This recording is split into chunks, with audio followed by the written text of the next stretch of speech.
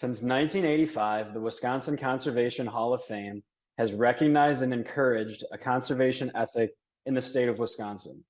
Tonight, that mission continues with the celebration of our 2024 induction class. I'm Marco Machete, and I'm the 2024 board president of the Wisconsin Conservation Hall of Fame. On behalf of our entire board of directors, it's my honor to welcome you to this special induction ceremony honoring Louis Posekany as the newest inductee of the Wisconsin Conservation Hall of Fame. Tonight, we'll have the opportunity to learn about Louis's life and legacy, and we'll get to hear from some of the people who knew Lou the best.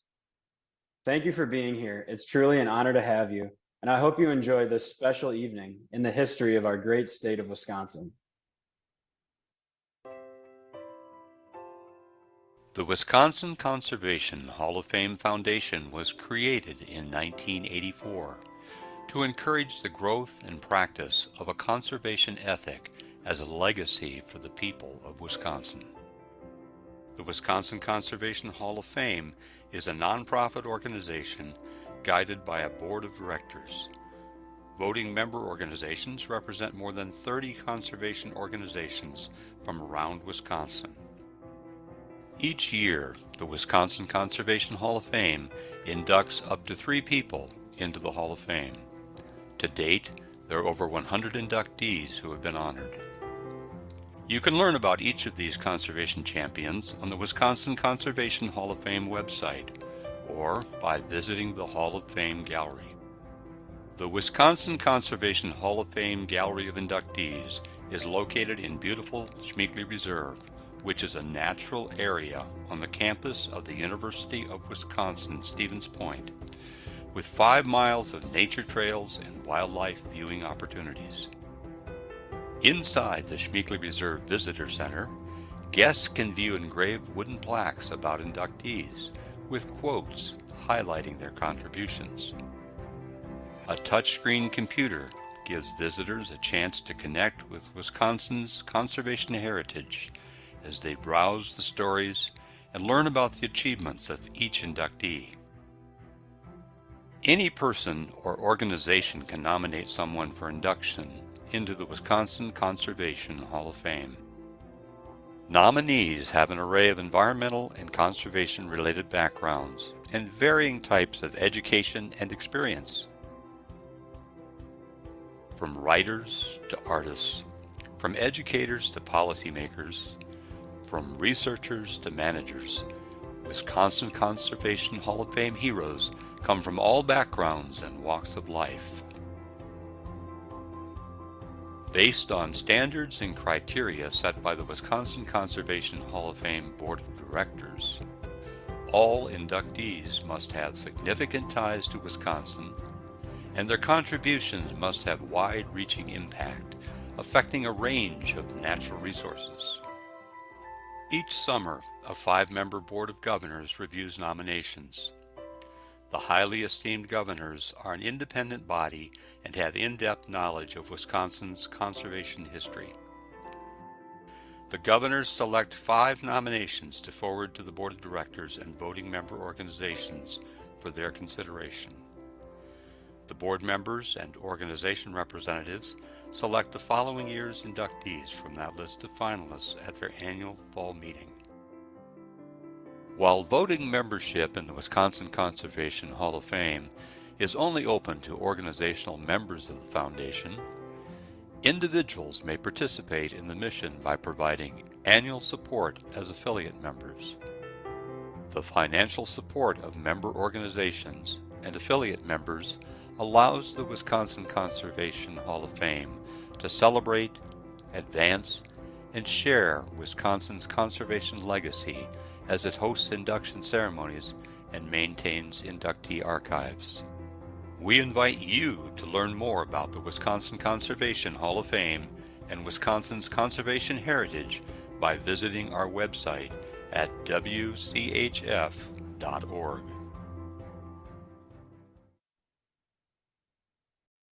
Thank you to these generous sponsors for making our 2024 induction ceremony possible. At the gold level, Richard Hemp. At the silver level, Culver's Corporation and Louis A. Posekany. At the bronze level, Todd Ames, Kathleen Falk, Wisconsin chapter of the Wildlife Society, and the Wisconsin Wildlife Federation. At the supporter level, Sharon Gaskill, Jerry and Marilyn Knuth, Thrivent Choice contributors, Tom and Darlene Dunbar, Peter McKeever, Marco Machete, Paul DeLong, and Robert Roden, and in-kind sponsors, the University of Wisconsin-Stevens Point, for their help and technical support. Thanks again to these wonderful sponsors for helping make this ceremony possible.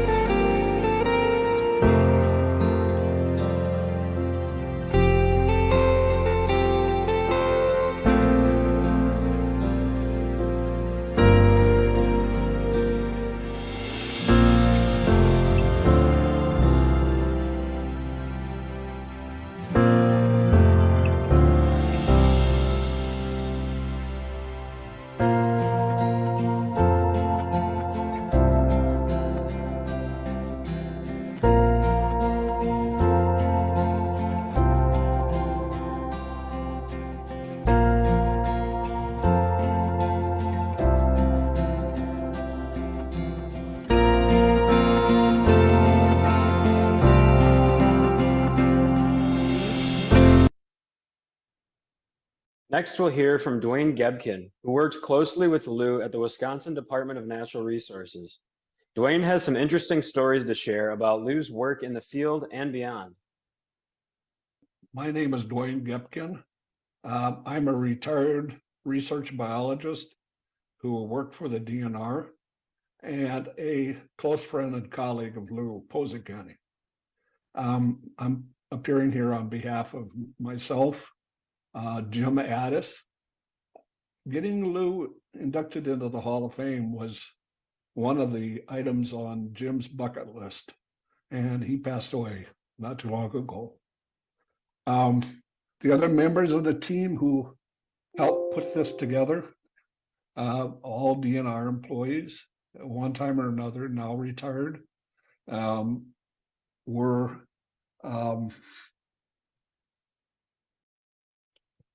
Mike Kane from the Wisconsin Green Fire Project, Mel Volbrecht from Wisconsin Rivers Alliance, Ray White from Drawn Unlimited, Ruthie Posekany, who is Lou's granddaughter, Lou Posekany Jr., which is Lou's son, only son, Ron Fassbender, Bob Roden, Chuck Pills.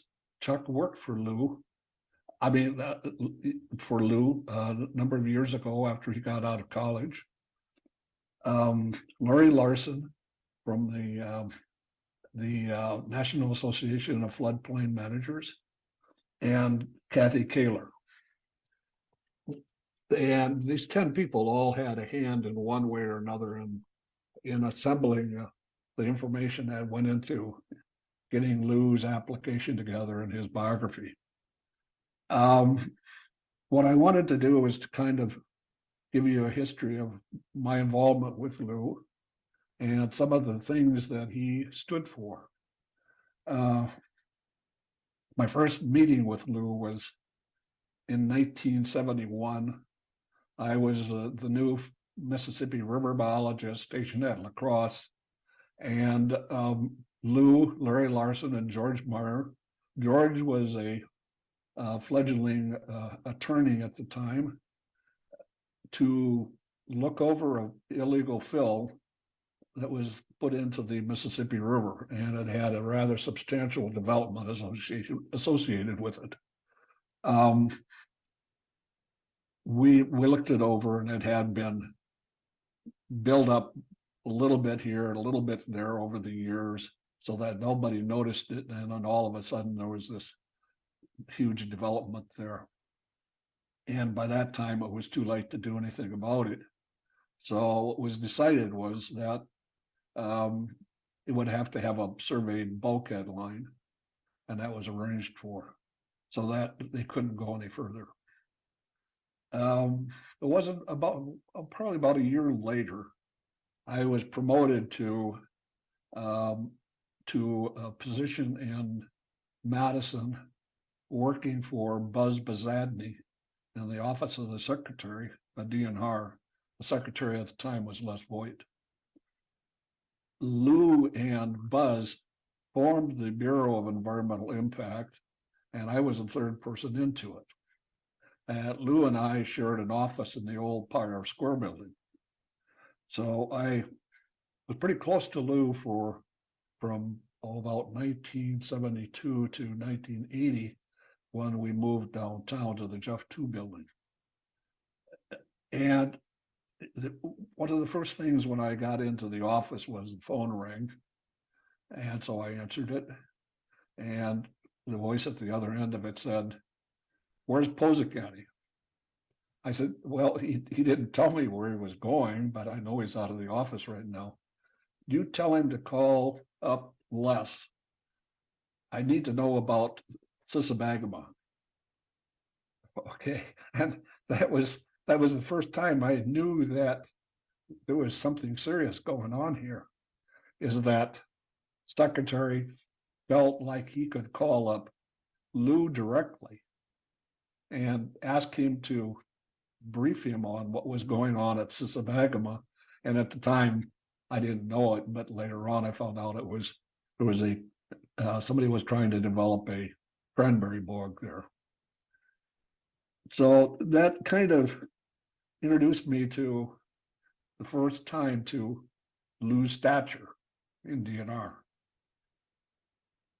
Lou had a number of things that he was involved in, not only water resources development, but also liaison with the Department of Transportation through what was called the DNR liaison process. Excuse me.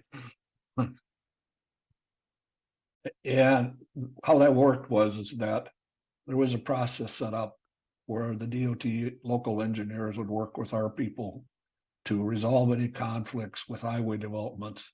And if they couldn't, then it was referred to Madison, and Lou and I and Buzz would work with the district, with the chief engineer for DOT on resolving it. And then if we couldn't resolve it, it was referred to the secretary. And we only had really one that ever made it to that level where it wasn't resolved at the lowest level possible. And that was the Madison South Beltline, where Buzz Bisadney and Lowell Jackson rolled out the plans for the Madison South Beltline, got on their hands and knees on the floor, and decided the route. And part of the route incorporated an old stamp fill, sand fill from the Gishhold that may have contained PCBs, and that was taken care of as a result of the highway project. But that involvement with the stature of Lou with the DOT helped make our job a lot easier. And I'll give you an example. What was back in the early 1980s, a crack was found in the Highway 18 bridge between McGregor, Iowa and Prairie du Chien. And so traffic was shut down until it could be repaired. And much like the Francis Scott Key Bridge in Baltimore right now, and the Highway 18 bridge held a lot of took a lot of traffic. And so there was a question about when that bridge was being repaired of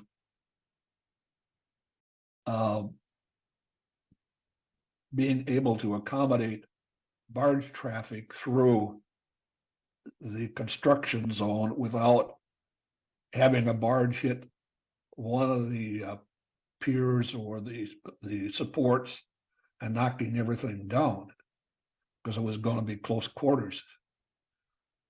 So some of the local people saw an opportunity of directing traffic from excuse me, from what was called the West Channel to the East Channel, which ran closer to Prairie du Chien. That would have been a good solution, except that the East Channel had one of the largest, if not the largest, bed of clams anywhere on the upper Mississippi River. And it was a valuable resource with several endangered species of clams. And we could not let that happen, because they would have had to dredge it out. And in dredging it out, they would have ruined that clam bed.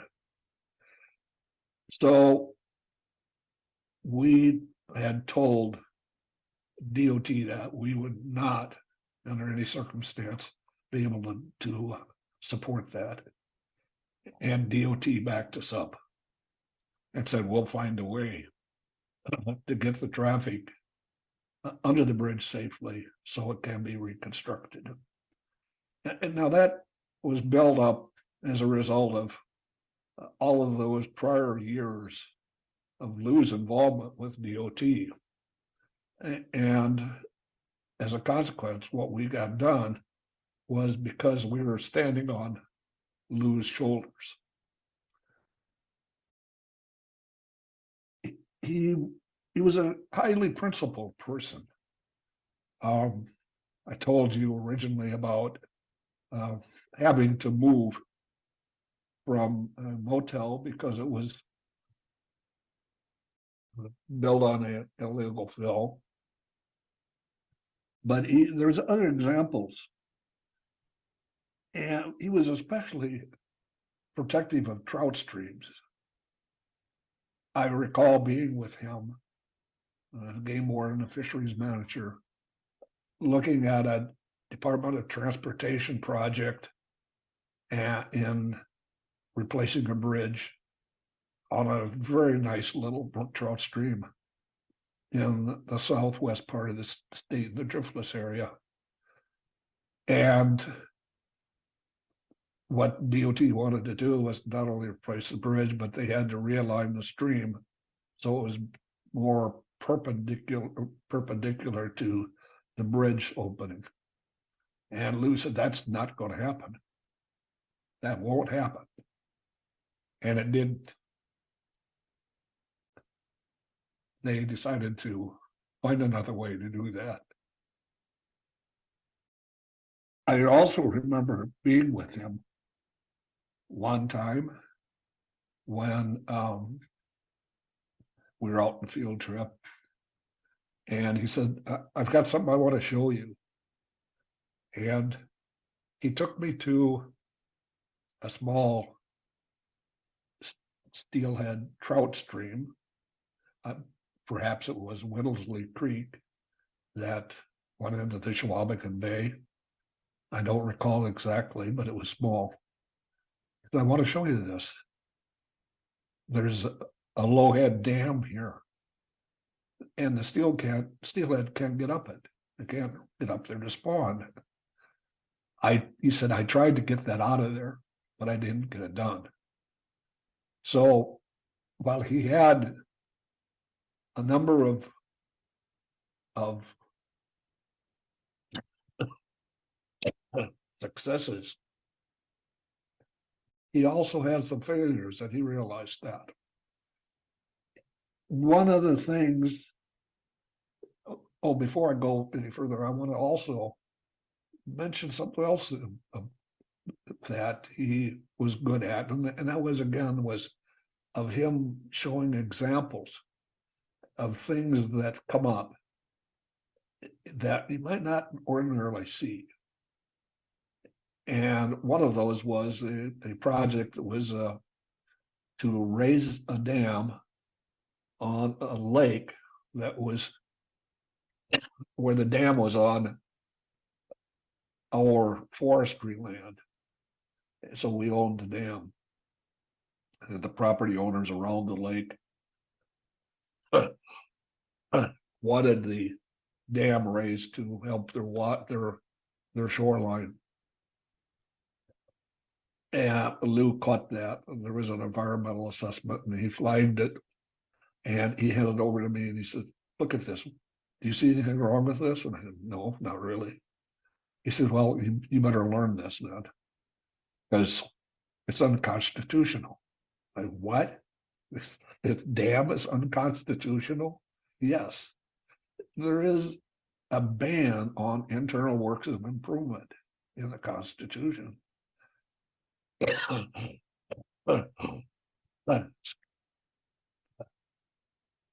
And that ban would apply to raising that dam to benefit the private landowners, because the benefit was mostly for them.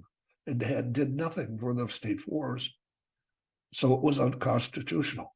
Those kinds of things are so extremely rare that he could tell somebody about it, but it is not the same as seeing what it was and where it was and why. He was good at doing that. He wouldn't lecture, but he would say, here's an example of something. one of the things that he was insistent on was to pick your fights carefully. You cannot go to the mat on everything. You have to be careful. You have to pick your battles so that you have the best chance of winning possible. And his example was, of course, the Namakagon River decision. He was a field biologist at the time, stationed at Spooner, working on fish stocking and hatchery operations and this and that. And the Namakagon River Dam came up. And he knew that it was going to be granted the permit by the Public Service Commission. This is the only thing that could happen, because there was a law at the time that said if a county board approves a dam project, the state Public Service Commission has to issue the permit as well. So he knew that that was going to happen.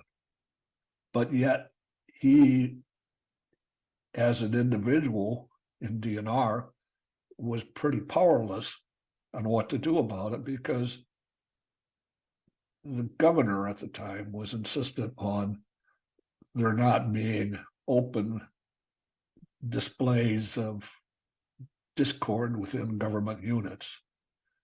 And so he was pretty sure that that was going to be a fait accompli. He recognized this and worked with two attorneys in the Isaac Walton League, Virgil Minch and A.D. Sutherland, to oppose the permit issuance by the Public Service Commission. Now, this is all happening around in 1954, somewhere in that era. And they did, they opposed it. The permit was granted anyway. They appealed it to the state Wisconsin Supreme Court, and the Supreme Court ruled in favor of Minch and Sutherland, saying there were several problems with that permit that were issued. The permit was denied. The issues being, one is that the county government could not dictate to the state what the state should do. That was unconstitutional. The second one is that the plaintiffs had said that Minch and Sutherland had no standing in the case because they had no pecuniary interest in it. And the court said, no, that's not the case. They do have an interest. They fish, they canoe. They don't have to have a pecuniary interest. And so immediately the public interest in navigable waters was increased 1,000-fold, and later on to encompass scenic beauty. Then the other thing that was a problem with the permit was that I'm trying to remember what the final one was. Well, anyway, those were the main issues. And so Lou had, by experience, knew that you had to pick your fights carefully. And if you're going to make a difference, you had to pick the right kind of project to get involved in. and to make sure that you had tried to manage things in your favor as much as possible. So anyway, the permit for the Namakongan Dam was denied by the Supreme Court. But the company was proposing the dam said, okay, well, we'll go to the Federal Power Commission and get a federal license. Federal licenses supersede state licenses. So there was a hearing held, and the hearing examiner ruled in favor of the applicant, saying, yes, Federal Power Commission will grant a permit to Dahlberg for the Namakongan River Hydro Project. That was appealed to the full Federal Power Commission, who reviewed the case and actually overturned the decision of their hearing examiner, which was unheard of, virtually unheard of. The Federal Power Commission was considered to be a rubber stamp for hydropower projects. They overturned that decision by their hearing examiner, saying that the information provided by Lou showed that the river in its natural state was worth more than another lake in an area that had a lot of lakes. The river as it was unimpounded was worth more. And so, of course, the consequences of that was that the Namakongan St. Croix rivers were eventually proposed as wild and scenic rivers in the National Wild and Scenic River System, the first one in the country. In my mind, probably the most important thing that came out of that decision was the decision of the Federal Power Commission to overturn the examiner's decision to grant the permit.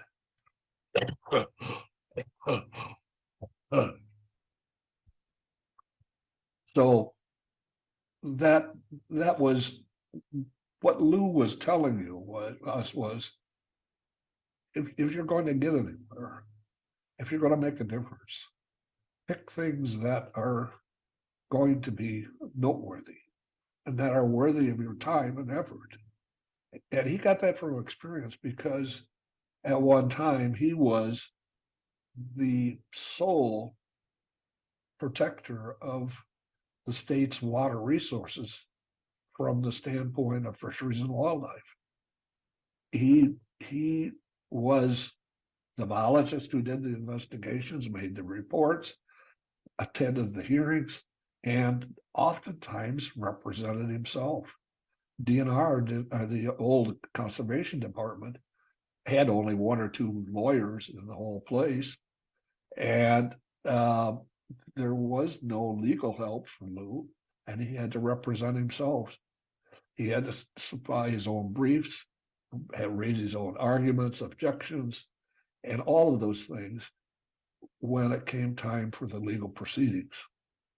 So he had to be very, very careful about his time. He could not be everywhere doing everything for everyone. And that's what he was telling us: be careful, choose wisely. Now, those are some of the things that I wanted to point out about Lou and how he lived his life, conducting his career, how he mentored us, who followed in his footsteps. And I want to leave with to read a letter from Tony Earl upon Lou's retirement. And as some of you know, that Tony was Secretary of DNR and later became governor.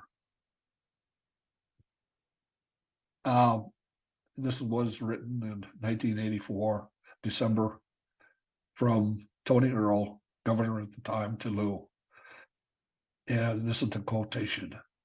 You, I understand, have made the big decision to retire in late January.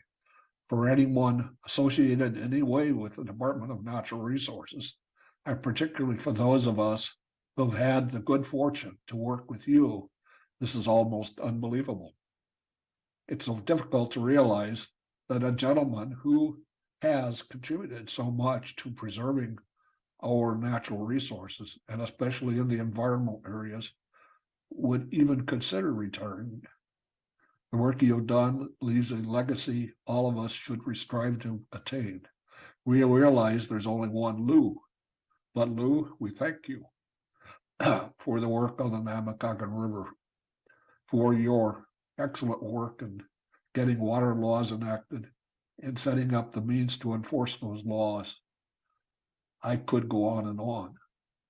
Congratulations, Lou, on retiring with such an excellent record. You will wear well.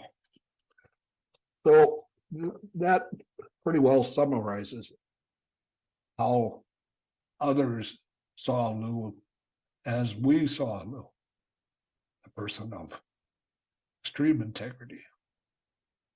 We now come to an exciting moment in tonight's ceremony. I'm thrilled to announce the formal induction of Lou Posekany into the Wisconsin Conservation Hall of Fame.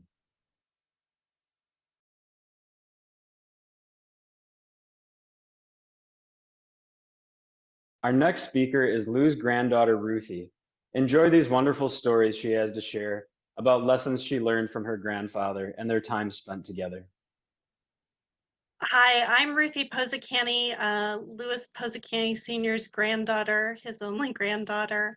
And I'm so pleased to be here celebrating his legacy as a steward of conservation, and just wanted to share some of the legacy that he imparted to me. And when I think about the time I got to spend with my grandpa and the things that I got to learn from him about his work, or the importance of good stewardship as part of the common good, protecting the resources that we have in our beautiful state of Wisconsin to be available to the people of Wisconsin now and into the future. And I'm grateful for the things I learned from him about what it means to be a participant in preserving that common good. The other thing I wanted to share is things that I learned from him about mentorship. And I really want to appreciate a number of former colleagues of my grandfather's who were involved in his nomination and have been supportive of this and wanting to champion the legacy that he left.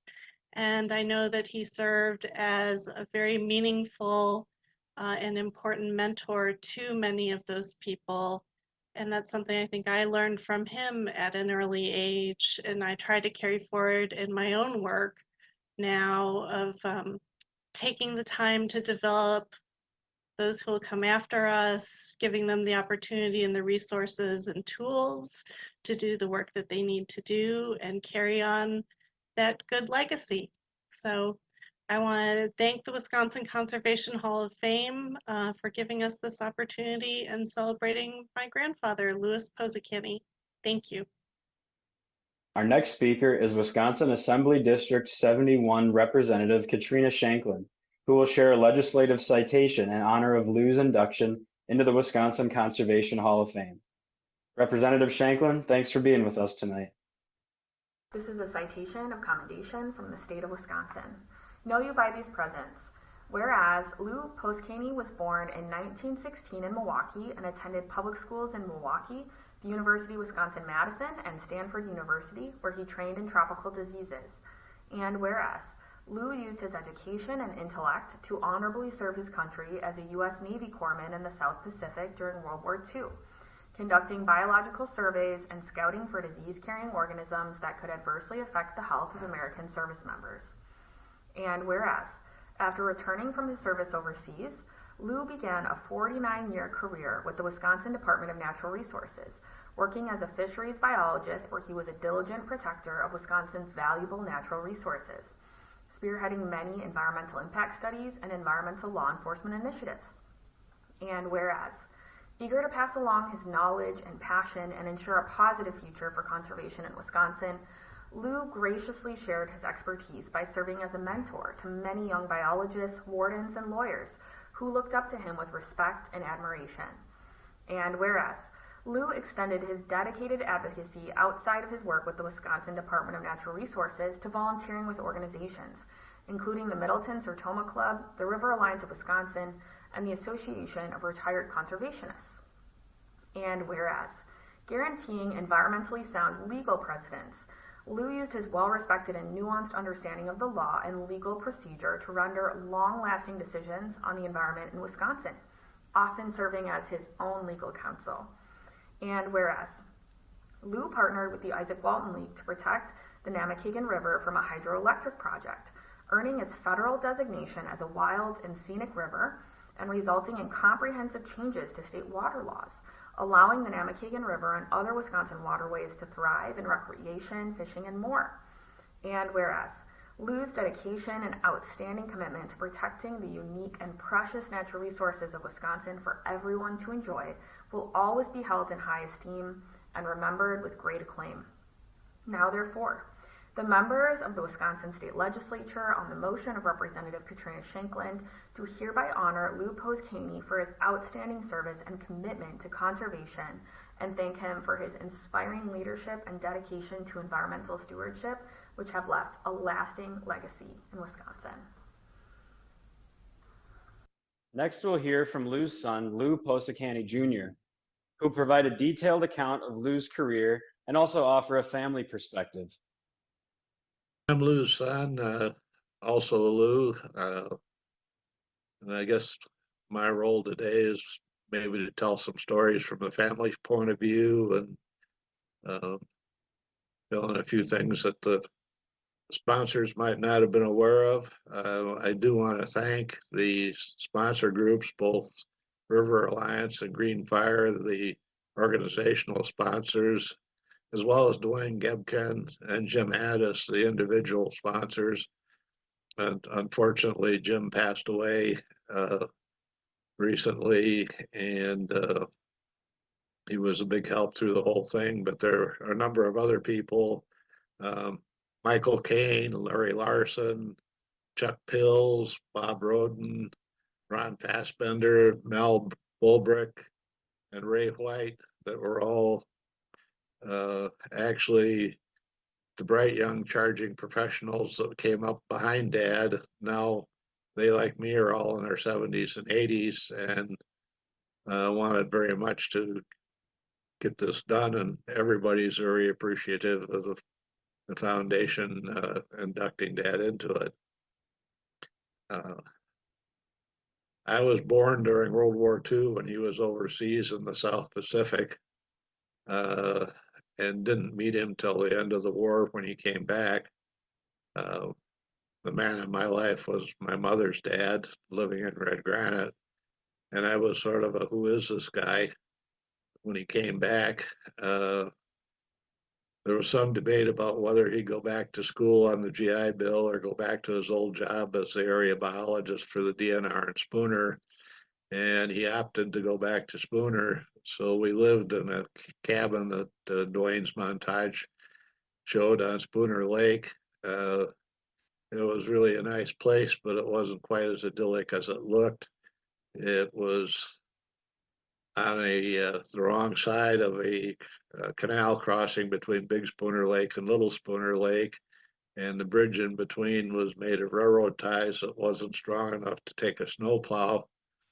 So in the wintertime, my folks and I had to ski, snowshoe, and sled in and out of the cabin for about a third of a mile to get groceries and go to work and that kind of stuff. At that point in time, Dad's idea of quality time with me was to put me on a sled and tow me around when it was 10 below zero when he was checking ice fishermen. It was nice to be included, but I haven't really cared for ice fishing since. I was too little to really understand what he was doing, but one of the things he wanted me to do, and it was a heredity thing, was become a good shot. So I was pretty good with a 22 by the time I was 5. I found out later that he had won enough money to buy new furniture for my folks when he got back from the war in shooting contests with Marines on the islands in the South Pacific when they were having time to kill.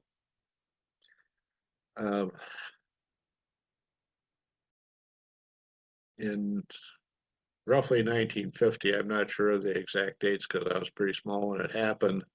We moved to Black River Falls. He started the river survey thing under Director Ernie Swift in response to, I think, some initiative by the Isaac Walton League to develop a list of rivers that deserve special protection from the state. He was also the area biologist at Black River. And what was interesting about that time period that I remember is we lived in a 6-family apartment building, and 5 of the 6 families were conservation department people. The conservation department had a fairly big office at Black River, and the locals all called us the conservation people. It was actually a pretty remarkable group. I didn't realize at the time, but their description stuck with me until I was old enough to know.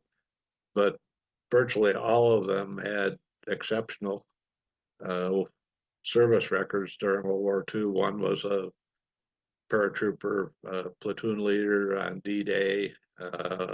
Another was a tank company commander under General Patton. One had been a bombardier navigator on a B-24 that got shot down and spent a year in a German POW camp, and so on. All of which I learned later was pretty remarkable service. And they also had a way of collaborating.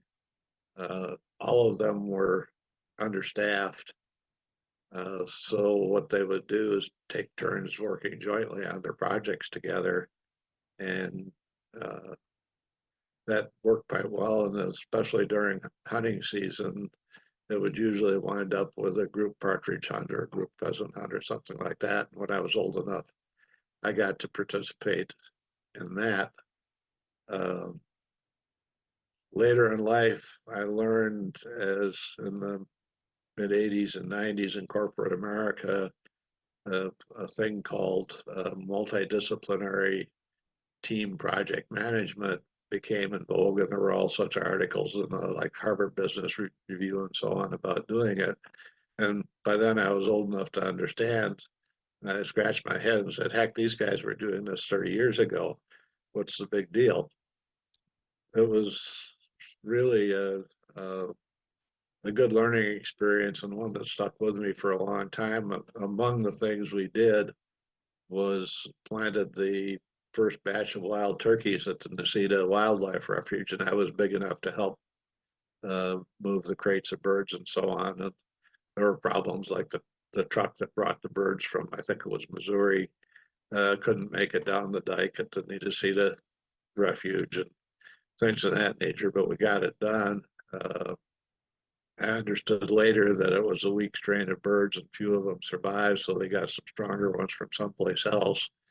But today I live in Middleton, just outside of Madison, and pretty much every morning I see a half a dozen or so wild turkeys walk across my yard on the way from one conservancy to another, and think back about those days in the Necedah Wildlife Refuge.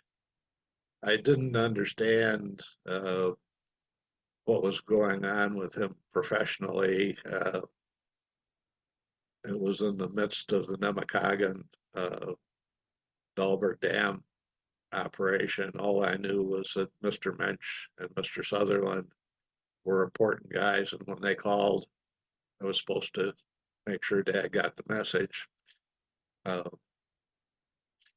I found out later, of course, that it became a famous court case, and I became a lawyer by profession in the energy field, and went back and studied some of that. I had the fortune to have Jake Boisher, another inductee in the Hall of Fame, for my law professor for water law and land use controls, and actually worked a little bit on some of the mid-60s legislation that pretty much revamped the water statutes in Wisconsin, as well as the organization of the current DNR from the old Conservation Department and several other agencies.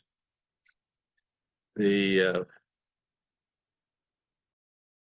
probably what's interesting beyond what's recognized in Wisconsin as being the consequence of that litigation is at the federal level, the power company tried to run the state and get a federal license for the same dam, and it was turned down, largely based on Dad's testimony at the Seventh Circuit Court of the Federal Court of Appeals, which is one step below the Supreme Court, which was the first time it had ever been recognized that recreational value could be weighed against power generation value. Typically, prior to that time, necessity only required the applicant to prove that there was a market for the power that was big enough to pay for the dam, and they got their license. The introduction of recreational value lasted from roughly the early 1950s of the court decision till the early 1970s when NEPA was passed. So it had a pretty significant impact on federal dam regulation during that period, as well as state and Wisconsin. As time went on, the mid 50s, 55, we moved from Black River to Madison, and Dad's organization was put in part of the engineering department. That was kind of an interesting period because Dad viewed himself much more as a field guy than as an office guy or headquarters guy. And that sort of transformed him. He was badly understaffed for what he had to do. So he had to enlist a lot of help from the law enforcement, the wardens, area fish and game biologists to check things out and see what applications to the PSC or so on deserved attention and participation and what was okay. That led to things like the taconite mine at Black River Falls, which apparently worked out okay. The mine at Lady Smith, which seemed to be okay, but now I understand is a little bit so-so from some pollution afterwards. But most significant, the Crandon mine in the northeastern part of the state, which he and everybody I know of thought of as a disaster, and were greatly relieved that the tribe was able to buy the land and put an end to it. But mining operations kind of sporadically came up and fell down throughout the time up till he retired, and even after that. The Nemacolin was the big dam thing, but there were others, the Petenwall, Castle Rock, the Hill Plain Reservoir, which was ultimately killed and became the Mead Wildlife Area.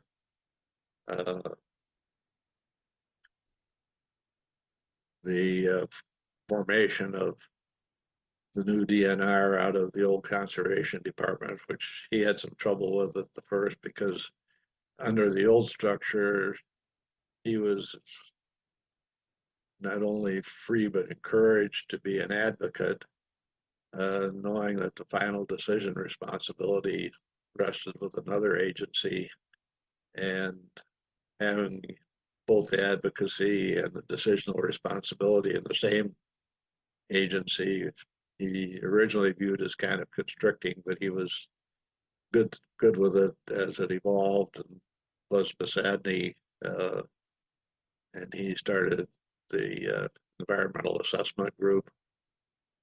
He also highly valued his relationship with the wardens and the field biologists, and actually for many years worked law enforcement during deer season with Werner Radke in Black River Falls primarily, although there were a few others that he patrolled with, just as sort of a payback for all the things that they'd done for him over the years. And there was just kind of a continuing camaraderie between Dad and the field people that really seemed not to exist among the headquarters people in Madison. I moved away in the mid-70s, first to Michigan and then to Texas. So I kind of got lost track of what was going on the last decade of his career. But obviously guys like Dwayne Gibson and Jim Addis and Ray White, as well as the others, were closely involved. I think I forgot to mention Mel Holbrook, but she was obviously important. And a lot of it I didn't find out till I retired and moved back to Madison. My wife's a Wisconsinite too, and after 30 years in Texas and Oklahoma, we thought it was a good time to come home. Wanted to be in a college town, not too big. We'd been in big cities like Detroit, Houston, and Dallas all of our working lives, and it was nice to kind of slow down a little bit. But he had a bunch of health problems right after we moved back, and ultimately was institutionalized and passed away. But interestingly, even during that time, when he would tell his caregivers he had to go to a meeting at the governor's office, and the governor he was talking about was Warren Knowles. He had some nice comments from Tony Earl, who he worked for both as a secretary and as a governor.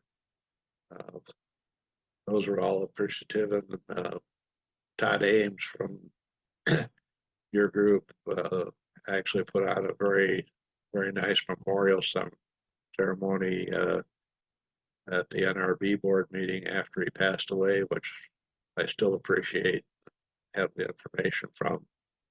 All in all, he had a pretty great career. I think the origin and his motivation was a combination of growing up during tough times during the Depression. His folks had moved from a relatively nice neighborhood in Milwaukee to a small cabin in the cutover area of Rusk County. To Grandpa's idea was that he was going to ride out the Depression in a place that didn't cost much. They actually kept the house in Milwaukee and used it for rental income during that period, but their main subsistence was maple syrup, making and selling it. Dad learned a lot of skills in the country that he never would have learned in the city, as well as probably harder work. Among my recollections is that they needed to chop 5 real cords of firewood for the winter, which is a bunch. I didn't know till later the real cord was 4x4x8, not the 4x8 that they sell around here as cords. The the place did not have indoor plumbing. I didn't care to stay there too much because they had geese, and I was always afraid the geese were going to get after me. And we slept in the attic, where in the wintertime there was usually icicles hanging from the ceiling in the morning from our breath freezing. But it was an interesting period for him, and he couldn't go, while he did go to UW, he actually had to go to school and intermittently work to make money to go back to school. So it took him a while, and he got together with a professor named Bordner, who ran the famous Bordner survey, the ecological survey of the state, that did a lot of water and land inventory work. That was a pretty big deal for its day, and it's still pretty widely recognized. I think that was the impetus for his interest in conservation, and he was working part-time for Bordner as some sort of a research assistant, or as we called them in my day, lab rats. But he got put on a project to help the fish hatcheries identify and cure some sort of disease that was drastically impacting them. And somehow or other, Dad figured it out, and Dr. Schneeberger hired him out of college as an area biologist at Spooner. So he wound up having as good a job as most folks got with degrees during the Depression, and was obviously glad to have it. He and Mom got married as soon as he finished basic training at Great Lakes right after World War II started, and he shipped overseas right after that, which was quite an experience. I think all in all, it's I remember talking to one of the guys when we lived in Black River Falls, and asking him, you know, in a little kid's way, weren't you afraid of politicians? And his answer was, after what we went through in the war, it's going to take a lot more than a two-bit, and he used a lot stronger adjective than two-bit politician to scare us off. And we're here to do our job, and that's what we're going to do. And that was kind of the theme that carried through his career. Then I guess as part of the reason why he did the things that he did that led you to induct him today. In conclusion, I'd like to thank the Hall of Fame Board of Governors, the the Board of Directors, and the voting organization. I noticed I have some friends on the group from over the years, and it's a great organization, and I'm proud that you thought enough of my dad to induct him into your Hall of Fame. Thank you.